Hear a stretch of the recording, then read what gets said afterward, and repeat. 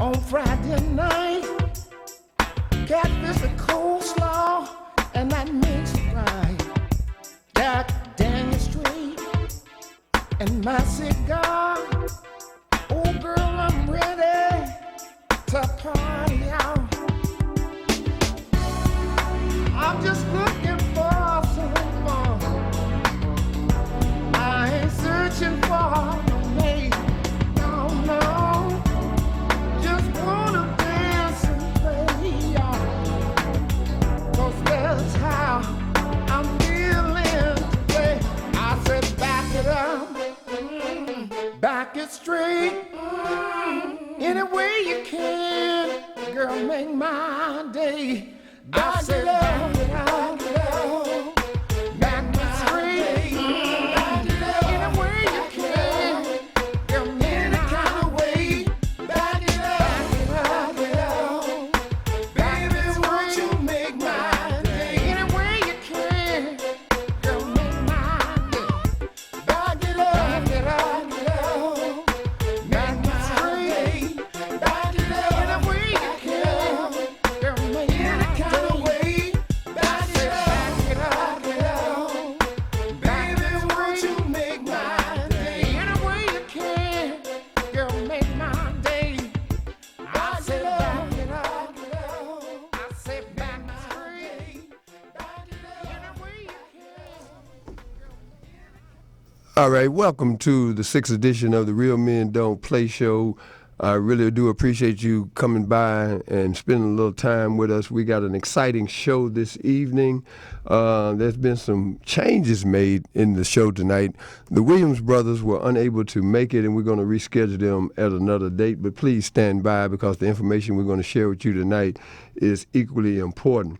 Our first guest tonight is someone that I grew up with from Murfreesboro, Tennessee. We started out in kindergarten together back in, oh my God, before most of you were even thought about. So without any further ado, I want you to meet Fred Woods, Chief Operating Officer, Emerge Solutions, LLC. A little bit about Fred. He has an MBA in Healthcare Administration from Howard University. He is a proud graduate in the undergraduate level from Tennessee State University, where he got a BS in biology. He's a retired lieutenant colonel in the United States Air Force, where he served with distinction for 21 years on active duty. And he actually commanded a medical squadron while he was there. Collectively, he has 33 years of experience supporting worldwide military operations in the discipline of healthcare management. Fred, say hello to my people.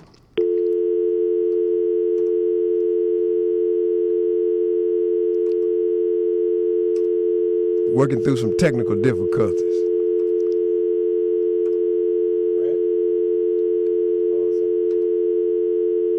Brad, hold on a moment. If you'd like to make a call. No, that ain't part of the show. You're on the line. Hey, Fred. Hey, Bobby, how you doing, man? Man, you know how we roll, man. First of all, man, I'd like to thank you for being a part not only of this show, but my life for over 50-some-odd years.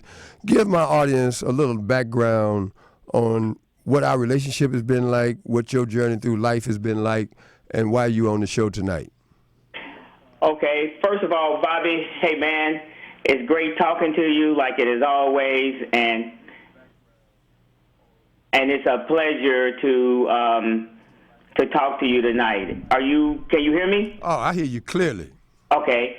So, and it's just so great to be a part of this show tonight. So thank you so much. And thank you for what you're doing. Real Men Don't Play. And thank you so much for all the things that you've done. Bobby and I grew up together. We've had many experiences.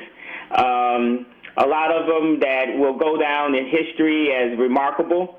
So, Bobby, I just thank you, man. We grew up together in Murfreesboro, Tennessee.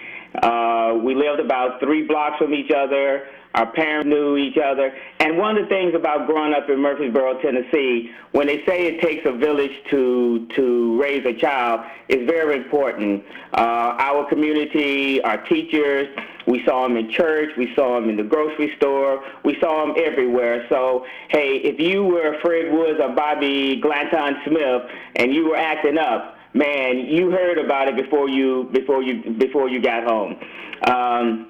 Bobby, thanks so much. Just a little bit about me and what we're doing. I finished Tennessee State, went to Howard University, joined the military, traveled around the world. I mean, had some real moments of truth during that time. Retired, in 2002, and started working for several different companies. The first company we worked with, we started initially wanting to find a way to have individuals that retired from the military, particularly in healthcare administration, a way for them to enter into the private sector. And so we started that company, and we met several different people. And as a matter of fact, we met one company that we started doing some work with, and we grew that business from zero product line up to around $65 million. Then all of a sudden we realized that, hey, a lot of people making money, but we aren't making money. So we started our company called Emerge Solutions Group in 2007, and we're a small company, and we have really grown over the last few years. We specialize in primarily, our clients are Department of Defense and any of the federal health agencies. We've grown. We're still growing. Bobby has consented to help us do some consulting work. So, Bobby, I appreciate that. But there's a lot of people that I can thank, throughout my life. And Bobby, you are one of those for the friendship that we have maintained over the years. So, Fred, what's the website that you're operating out of right now? Okay, it's www.emerge, EMERGE-SG.com. Now, Fred, one of the questions I'd love to be able to ask you, and will ask you right now, over the last few years, there's been a lot of discussion about health care for veterans.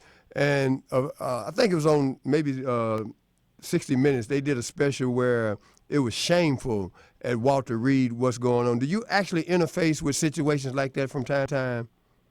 Bobby, we do from time to time. And, it was shameful because of the infrastructure at Walter Reed. I happen to know the actual commander, and it's public. The commander got fired as a result of that. And it was not that the wounded warriors were not getting the proper medical care. It's that some of the infrastructure facilities were just deplorable. And so how can we have our soldiers and our airmen and our sailors and Marines to come back from, representing us, protecting us, our values that we maintain in the democratic society that we try to have, and put them into deplorable situations. But in terms of the medical care that they receive, the medical care is top-notch. As a matter of fact, one of the initiatives that our company did was to support the Wounded Warrior Program. And each year around Christmas time, we take up a not only collection of money, but calendars and gifts and things, and we take it up to the wounded warriors. And you will be surprised how much that means to them. When you walk through the hospital, you see guys with prosthetic devices, you see guys with missing limbs, with missing arms. So that situation has been resolved. Currently now it's called the Walter Reed National Medical Center, and it's located at Bethesda. But it was deplorable, but I will tell you, the medical care that those guys receive in that facility is exceptional. Now, what made you get into healthcare management, Fred?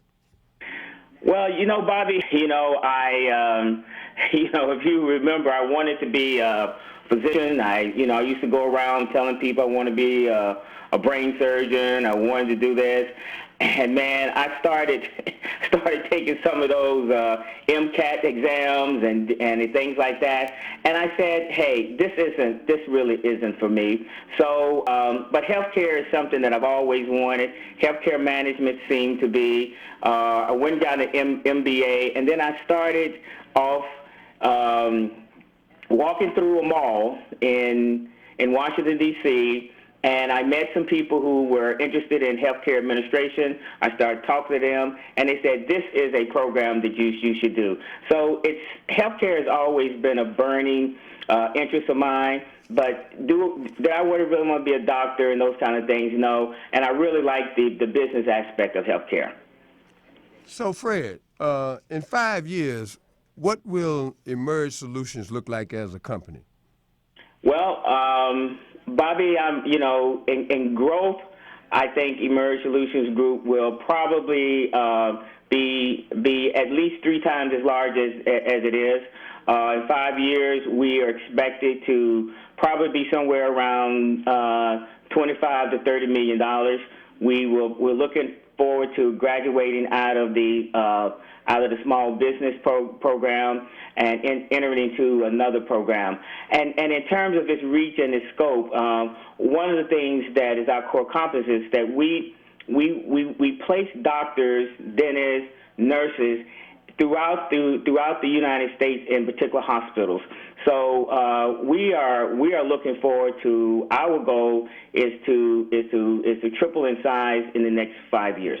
Fred, I'm going to bring on somebody who feels very passionate about veteran services. His name is Randy Wade. I call him the People's Mayor in Memphis. And hello? Is anybody on the line? Okay, we're having to work out a couple of technical difficulties. We're going to take a little short break and get this thing together. We'll be right back. Thank you. Hold tight.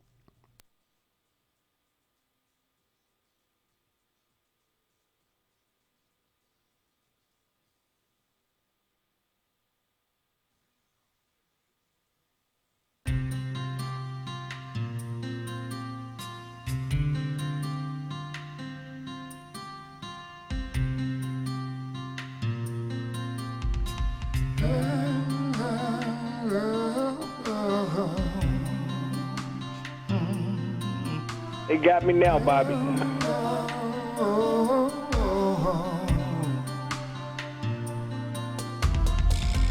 Last night I called you on the phone. You weren't answering. An hour ago you said you were home. Are you rigging me? When you play love, got to be tight. Just chill, 'cause we just had a fight. My life is not your game. Do you hear what I'm saying? Do you hear that? Do you hear that, baby? You call me when your game is through. Otherwise I'll be missing you. My love, a man's gotta do without you. I know this sounds rather strange for a man to say. Do you think your love's the only way? I ain't feeling it. When you play, love's got to be tight. Just chill, lady, 'cause we just had a fight.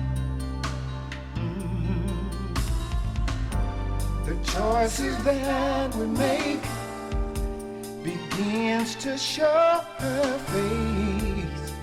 This ain't love. Could love be the same? Girl, something tells me let you go, but deep inside I know life won't be the same without you.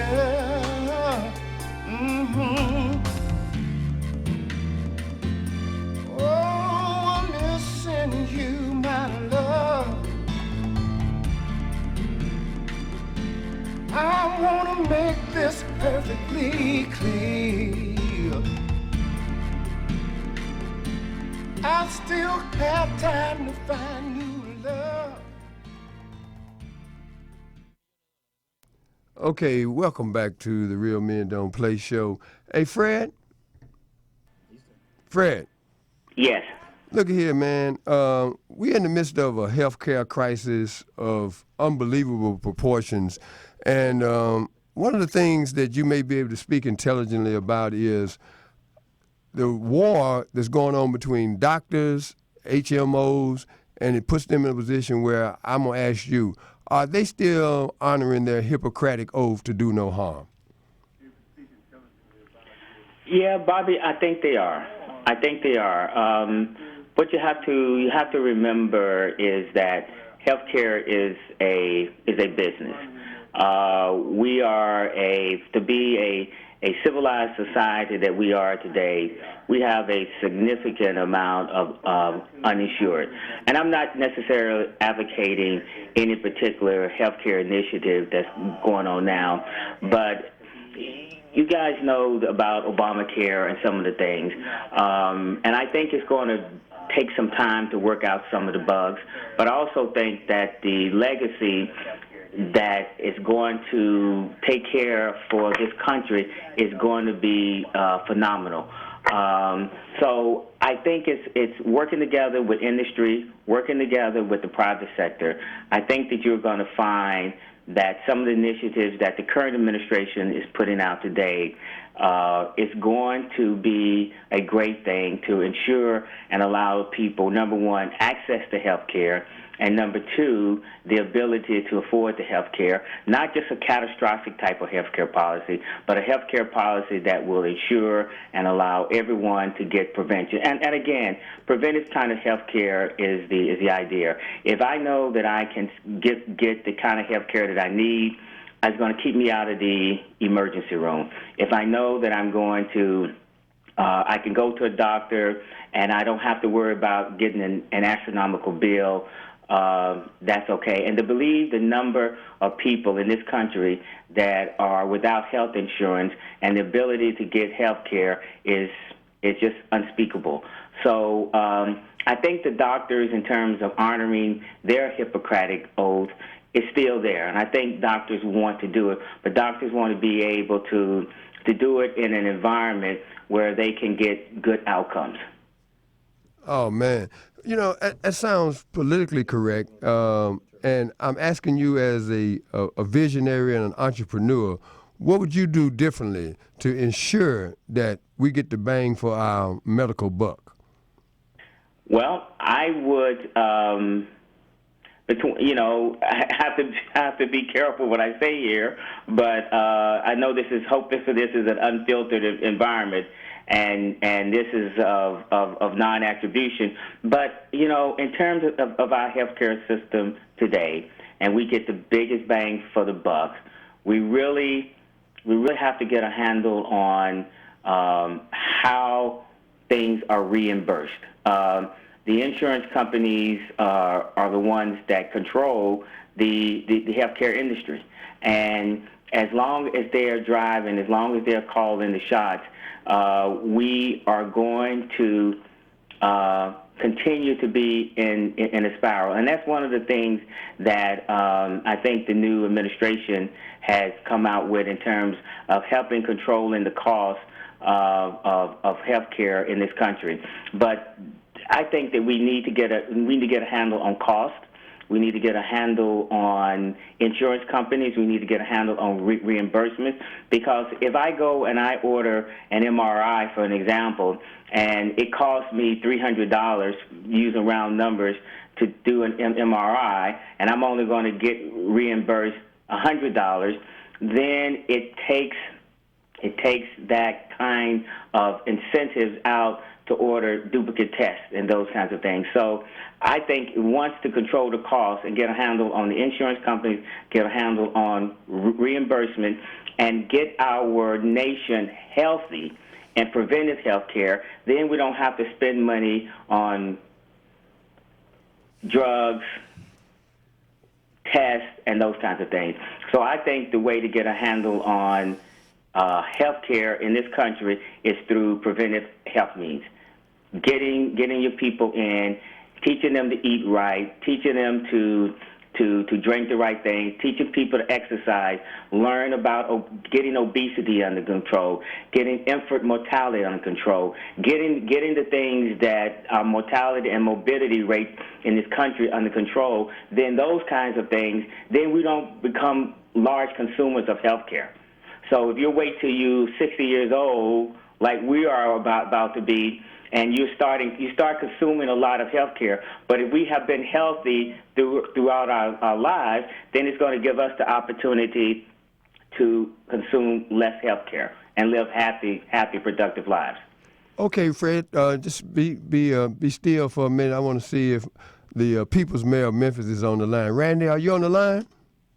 Yes, sir. Yes, sir. How are you, Bobby? Man, if I was doing any better, I'd have to take something for it. As a veteran of military service, a former sheriff, a former director of Congressman Steve Cohen's office, I know you're very, very passionate about veterans' needs, and you spend an inordinate amount of time. And I say that because I have trouble getting you on the phone. As you listen to this conversation about healthcare management as it relates to the military, what are your thoughts on this subject? I think they need, Bobby. First of all, let me thank you and your guests for allowing me this opportunity just to fellowship with you and your guests. But I think as it relates to the military, it needs a complete overhaul when it comes to medical assistance, medical care for veterans. One must understand that from my experiences working here around the country with veterans, is that most VA hospitals have residents there, meaning they have interns, those folk who are not doctors, but under the guidance of doctors. And a veteran does not have to adhere to anything one of those interns says as it relates to their health. They can always request a doctor who knows their field, specialist. They can do that, and a lot of them don't. A lot of them don't know that, because right here in Memphis, we had several deaths here when the OIG, the Office of the Inspector General, came out in their report as it related to Memphis, Tennessee. These could have been avoidable deaths, and if we had not gotten on top of that, that never would have, the congressional investigation around the country would not have been triggered off, particularly down in the South. Now, one must remember the congressman that called for that investigation, Bobby, his name was Congressman Jeff Miller out of Florida. And he's down in Augusta right now, and I think you probably read about it, made national news, is that what's going on down there, they've had a similar problem, not just the Memphis VA hospital, but VA hospitals around the country.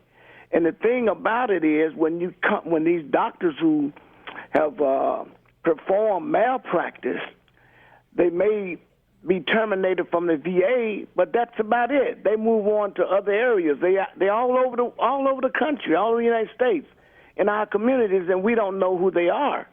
And so what I'm trying to do is to have those doctors' names here and locally in the state of Tennessee to reveal their names, and they need to be punished. Hey, so Fred. It's a sad commentary, it really is. Fred, once again, as an entrepreneur and a service provider, what would Emerge Solutions do if they were in a position to address the issue that my big brother Randy Wade just spoke on? Well, Randy, it's nice to meet you and share, thank you for the your mic service. in terms of these stories. My experience has been primarily in active duty care, taking care of active duties, my 20-plus years on the military. But what I have noticed, though, is that when the two wars that we just finished are in the midst of now, veterans are coming home and they are serving short times, and then they are relying on a system that doesn't have the capacity to take care of them. And I'm not only talking about the Iraq and Afghanistan. I'm talking about, Vietnam. And I have to agree with you in terms that the system needs to be overhauled. I think it's more of a national healthcare issue throughout this country, not only for veterans, but I think for the indigent population, we see the same kinds of things. So a complete overhaul of the system is definitely necessary. Doctors that are doing malpractice should be reported. Their credentials should be taken away. They should not be allowed to practice medicine in those kind of environments. But I think though it's more of a national healthcare issue. And I think until we are able to get these kinds of issues and get the proper funding and get the accessibility to healthcare, where those people who are veterans can have access to healthcare and healthcare that's of quality, until we get that and the proper funding, we need to advocate to the Congress and through our president that these are the national healthcare issues that our communities are facing. Fred, you must have read my mind because this is a solutions-driven show, and what you just said is something I want to echo right now to anyone listening to this show. It's not going to get any better unless we, first of all, become more informed about what's going on, and once we get the information, we must move on it. So one quick suggestion, Fred, before we go to break, that the average person could and should do to address the problems that we just discussed. Well, I think, one, like you say, get involved. Get involved on the local, because I think politics is local. I think the grassroots initiatives like Randy's looking at in Memphis and those kinds of things, I think that the people that we elect into office need to be able to take those issues to Capitol Hill and fight for those issues, fight for the issues for the proper funding, talk to the Secretary of the Veterans Administration who controls the Veterans Administration and its hospitals. I think that's where it has to come. But we need a voice. We need a voice. We need ground roots advocacy, and we need the issues elevated, documented, and the whistle blown on these kind of inefficient operations. So, Fred, believe me when I tell you, we're going to expand this conversation on a number of different fronts because I know your passion and commitment to healthcare, and I'm going to make sure that you and Randy get to know each other a lot better based upon this conversation tonight. Hey, Randy, you stand by, and Fred, yes, thanks so much for coming in, and you will return to this station, to this show, with a wider view of what you bring to the table, man. Thanks, homeboy, and I'll be talking to you soon. Thank you so much, Bobby. Fred, job well done. I agree with everything you said. And Randy, hopefully we'll get an opportunity to chat and to change to exchange numbers. I know a couple of healthcare people down in that area, and maybe we can get some grassroots things going on. Okay. All right, we'll be right back after a short break. Randy, don't you go nowhere, brother. Yes, sir. All right. We'll be right back.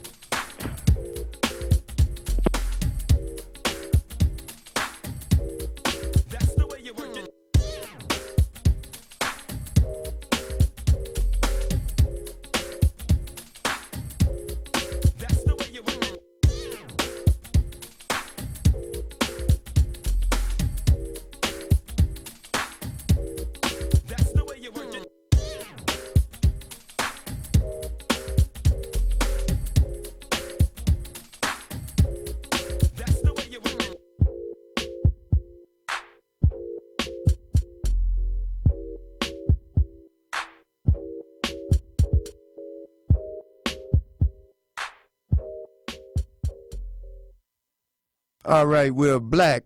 You were listening Hang up and then dial. You were listening to the sounds of my other homeboy, William Bubba Bryan, who's currently the drummer for Bobby Womack. We have on the line with us now, in addition to the People's Mayor of Memphis, a young man who holds a super middleweight world championship boxing belt. His name is Julius the Chef Jackson. To make a call, please. He's the son of Julian the Hawk Jackson, who is in the International Boxing Hall of Fame. And Julius is calling in from St. Thomas, Virgin Island, which is his home. Welcome to the Real Men Don't Play show, Julius. Thank you, Bobby, man. How you doing, man? Good to hear from you. Man, look at here. It is so exciting to have you on the phone, man, because you are now 27 years old. Is that correct? Yes, sir. Yes, sir. And what are you waiting to do that has not been done in your life as of yet, although your father has already wore a couple of belts? What are you in the midst of trying to accomplish? Well, I'm trying to become number one, man. I'm trying to become the best in the world. I'm currently ranked number 8 now by the IBF. So I'm moving up there, and I'm slowly getting closer to my goals, man. Now, you were in Big Bear, California, a couple of months ago, training with a gentleman that's pretty much acclaimed as pound for pound under Floyd Mayweather, the best fighter in the world. What was that experience like working out with Golovkin? Oh, man, it was a great experience. Gennady Golovkin is a heck of a fighter, very strong, and also a very nice guy, very nice guy. And I had a great time in that training camp. Learned a lot from him and his coach. Me and my dad were there together, and we actually teach them a few things as well too. So it was great, great partnership. And I learned a lot from it, learning a lot of my own style, developing my own style, and it was always great coming out to California. Always great opportunities out there. So I learned a lot from that camp, man, and excited to do it again. Would you please share with our listening audience what it was like growing up in the household with one of the hardest hitting pound for pound fighters in the history of boxing? It was a different experience, different from the regular family, type of setting. He was away a lot. He's always traveling, so that kind of, we noticed that, coming up. But whenever he came around, he would always make it his business to, treat us to special things whenever he comes back from a fight or from training camp. He would always take us out somewhere, go to Disney World or Sea World or, do things like that. So we always kind of look forward for him to come back. And but my dad is the kind of man that's very respectable. He thrives on integrity, and so he would always be open with us and tell us what was going on. So we always kind of knew what was happening, and he would never just let my mom or whoever is with us. Sometimes we go with our grandparents.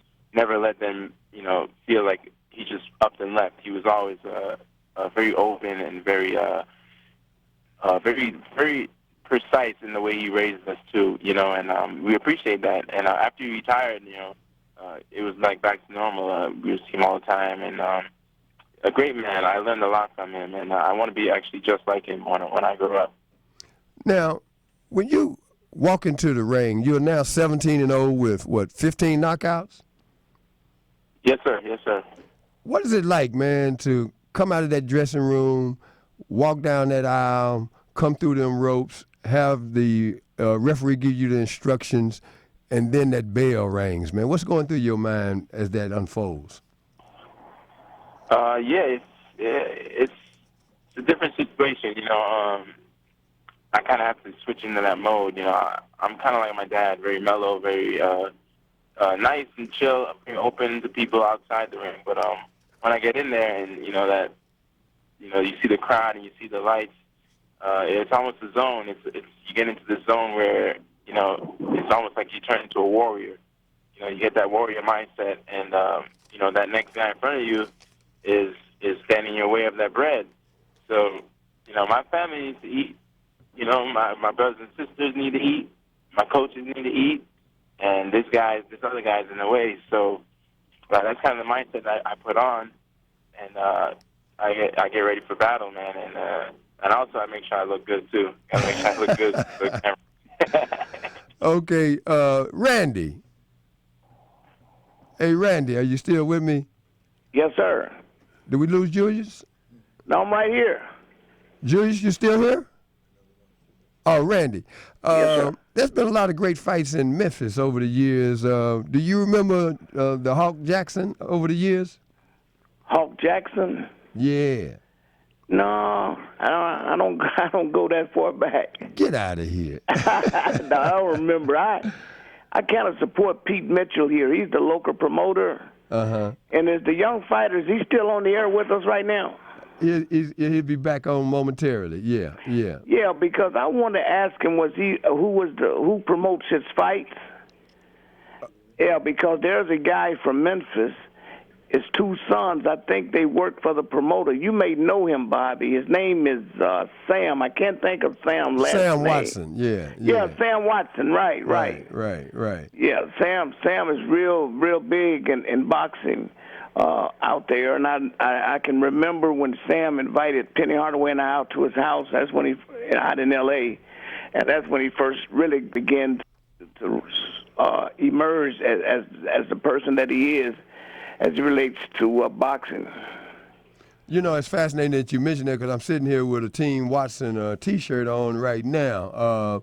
And Sam is one of the people featured in my book. Do we have Julius back on the line? Julius. Hello? Yeah, can you guys hear me? Yeah. He was asking, we're on the line with a dear friend of mine by the name of Randy Wade. He's calling in from Memphis, Tennessee, and he knows Sam Watson very well, and he was asking if you knew him. So you can kind of recount how we met in L.A. a few months ago, Julius. Yeah, I met Sam and his two sons there in L.A. I actually made a connection with them when I was out there for the first Chavez Vera fight, and so I'm looking to do some work with them and their cousin Alfred with some brand management. So I actually just saw them too last weekend in Puerto Rico for the Danny Garcia fight. So I went over there, and they were down there in Puerto Rico also. Okay.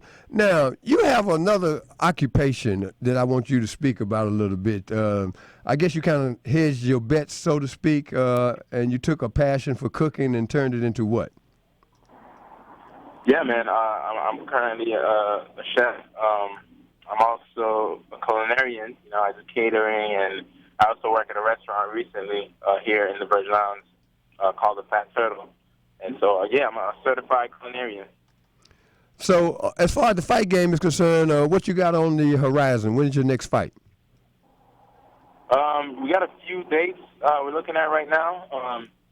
Looking at an HBO card maybe in May, and looking to do a main event card also back in Argentina. So we're looking at 2 dates right now. We're trying to figure it out. But when I do get the confirmation, I'll be sure to let everybody know. For sure. Absolutely, man. Absolutely. Julius, I know it's getting late over in the Virgin Islands. I want everybody to know that this young man is a great human being. He comes from good stock. I'm so proud to have met him and now call him a friend. And I look forward to seeing him raise his hand in victory as the unanimous middleweight, super middleweight, whatever weight class you're going to fight in going forward. What do you think is going to ultimately be your weight class? I think I'll eventually move up to cruiserweight and light heavy. I'll probably stop there. But I'm going to be a super middleweight for a while, man.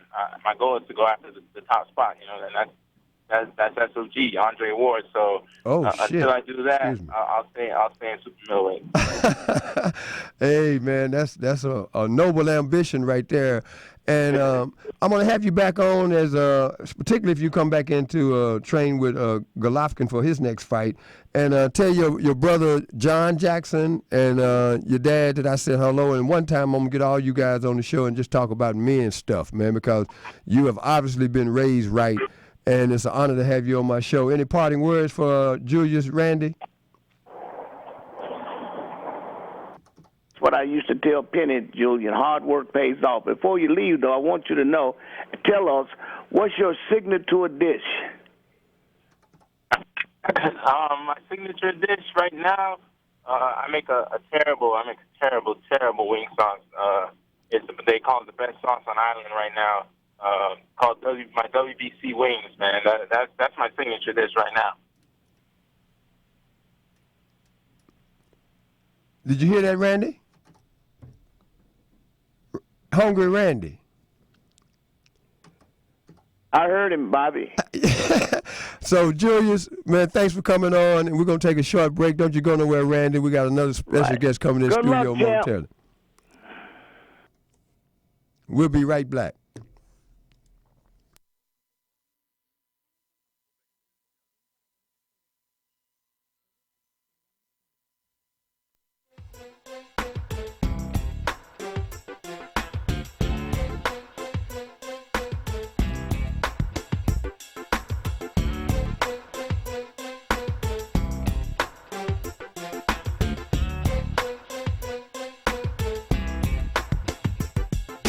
Head to the cloud on in the night, looking for Mr. Right.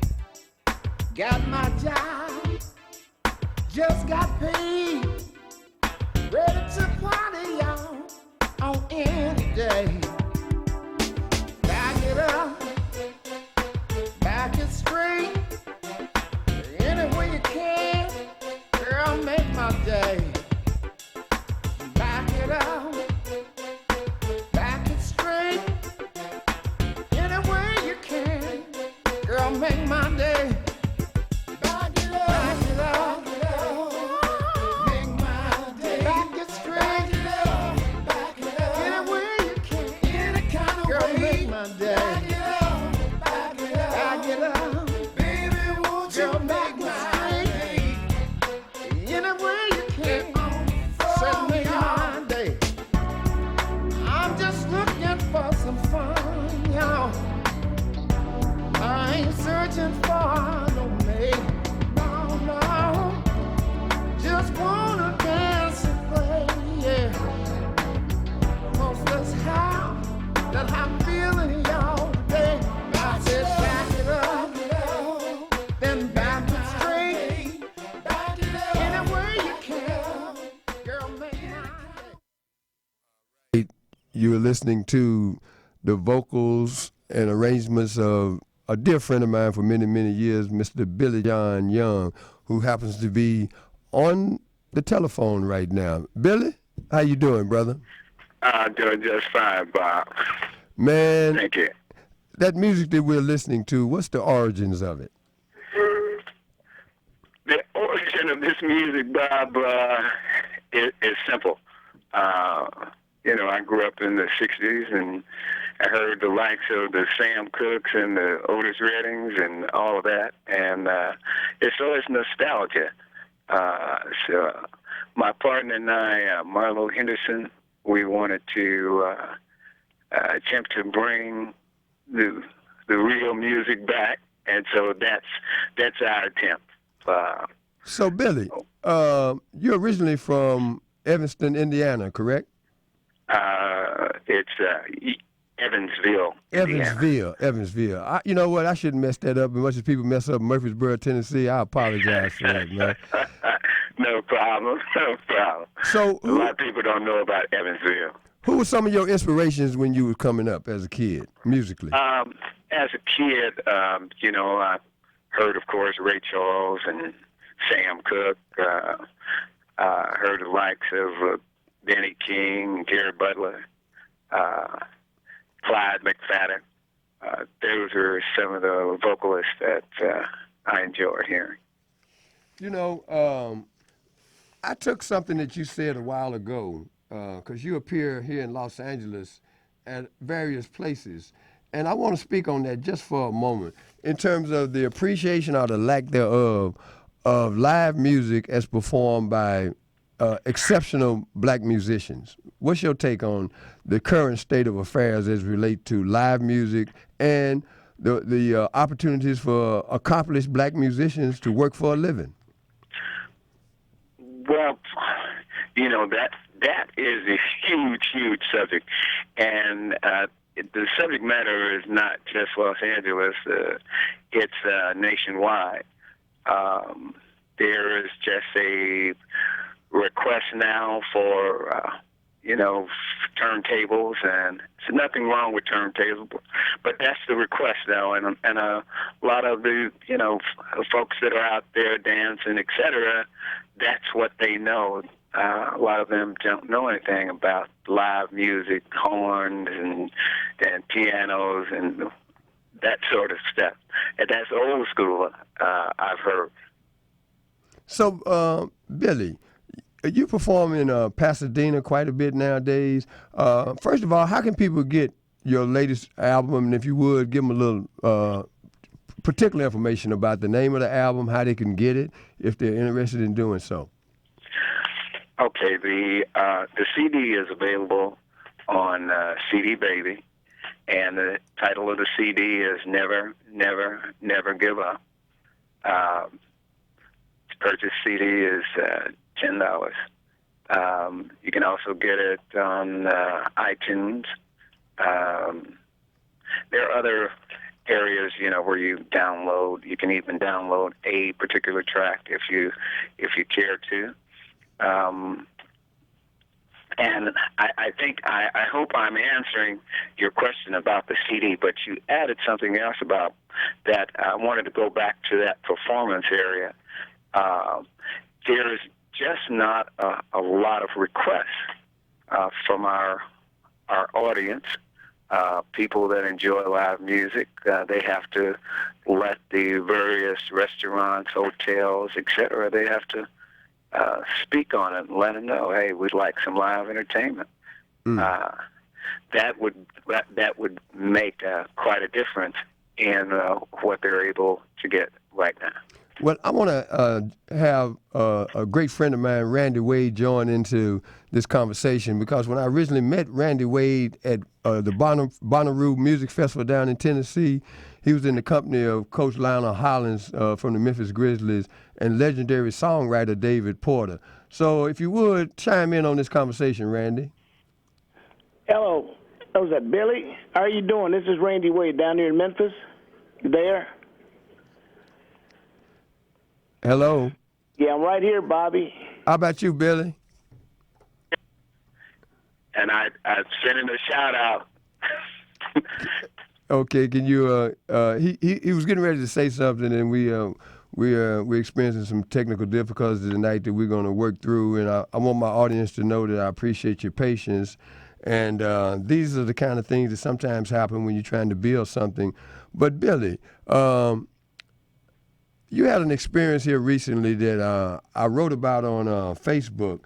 And without getting into a whole lot of detail, what do you think it is about our culture that we will come into a setting that's pretty much a majority situation, and then abuse the musicians in terms of showing them how much we really appreciate how much we like the music?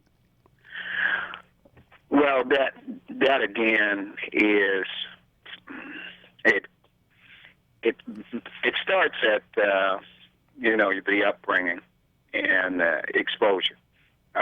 Exposure meaning if you're accustomed to going to what we call just a nice place, and you hear an entertainer, you hear a selection, it's something that you enjoy hearing. If you would let that person know by putting $1 in the little tip bowl, because most musicians, they're not making a whole lot of money, but they're keeping the craft alive. Just that little gesture of acknowledging that person, that they said something, did something, and you enjoyed it, that would be a great kind of rapport for the musician as well as for themselves. That was an event recently that you performed in support of, in a kind of a broad way, the NAACP Image Awards, and this was a 5-star hotel that you were performing at. And kind of recount what happened, if you would, please. Well, in that area, again, Bob, it's like you're treading on thin ice. But basically, what happens, it's not whether it's at a 5-star hotel or at a Joe's restaurant and bar. It's the same principles apply. As I just said, if there's something that you heard, something that you experienced, and just show your appreciation for that experience. And a lot of times what we do, people of color, and I've worked all sorts of venues, we just have a tendency not to tip. It's one of those things that we're still working through. Well, Billy, I appreciate your diplomacy, and I'll take you off the hook and say, black folks, you brought some money out with you, okay? Don't take it all home. Leave it with these musicians, especially if they are playing at a level that you truly appreciate, because it does mean something to them, not just materially, but emotionally, to know that we support the craft. And Billy, I like the way that you danced around that, and we'll have that conversation off the grid. But the bottom line is, my people, please, not only come out and support the artists, but take into consideration that they play this music and they play it very, very well because they love us so much. So let's show our gratitude with our attitude. Hey, Randy. Randy. Yes, sir, I'm right here. Okay, I don't know what you've heard of this, but whatever it is, please give me your opinion of what you think the music situation is, because you grew up in a city that has produced some of the greatest music the world has ever known. Yeah, first of all, how you doing, Billy? I agree with Billy. I think a lot of I think people who understand music and love music know that music is really a universal language. I've learned so much from David Porter and the late Isaac Hayes. I think he's familiar with David's writing, and just a few years ago, he and Isaac, the late Isaac, were inducted into the Songwriters Music Hall of Fame. Bobby, when you talk about the craft, David Porter just kicked off a program here in Memphis called the Memphis Music Consortium. That is to teach songwriters and performers the craft, the very thing that Billy was talking about, and get into private businesses or restaurants, those kinds of things. He's right. People should request live music. You don't get that too much around the country, but we get a lot of it here in Memphis, and we get a lot of it even down at the casinos in Tunica, Mississippi, as well as over in Arkansas. So we have to preserve the craft, because in terms of what music has done for the world and as well as the nation. Oh, man, thank you so much. Fellas, we're getting ready to wrap up, and before I close out tonight, Randy Wade, as I mentioned a minute ago, I met him in Manchester, Tennessee at one of the big music festivals. We were both the guests of a man who is no longer on the planet, but he's featured in my book, Real Men Don't Play. His name is Dana Davis, and Dana had such an impact on my life that I was able to develop a relationship not only with Randy Wade, but with David Porter and Coach Lionel Hollins and the great Jerry West. And if you would, please tell us the kind of man Dana Davis was before we close the show tonight, Randy. Oh man, I tear up when I talk about Dana. Dana was so compassionate about young people. He would go all over the city. I mean, every opportunity to mentor, to reach out to young people who were fatherless or motherless, in his program that he would have each summer. It was a big loss when they called the morning that Dana expired, but he loved young people. If you ever think of Dana, you think of a young person in terms of what he contributed to developing young people. I miss Dana. I love Dana. And so did you, Bobby, because we were in the process of starting a program or working with the great Jim Brown in his program. And we were right there on the peripheral of getting that program here and getting the Grizzlies to move forward and sponsor that. Of course, his untimely death, and then then when the Grizzlies were sold to a new owner, we didn't quite get there. But we're gonna get there in his memory. We got to do it for Dana, because that's where his heart was with young people. Man, you made me emotional, because it brought us together in a way that we'll continue to celebrate his life. by moving forward with that vision and the mission that we've all shared. And I look forward to coming back to Memphis in the very near future. I'm going to have my book ready for distribution, the physical copy, in about another week and a half. And Memphis is certainly one of the cities that I'm going to come in because it's turned into a second home to me. Billy John, I'd like to thank you for stopping in tonight for the show. And Julius, the Chef Jackson, for calling in from the Virgin Islands. My homeboy Fred Woods, Emerge Solutions, LLC, calling in from Washington, D.C., and you'll meet and greet all of these people once again because the purpose of this show is to prove something that Marcus Garvey once said, and that is what men have done, men can do. So once again, ladies and gentlemen, thank you for letting me be myself, and we're going to close this show out with Billy John. Have a great evening, and I'll see you next week. All right.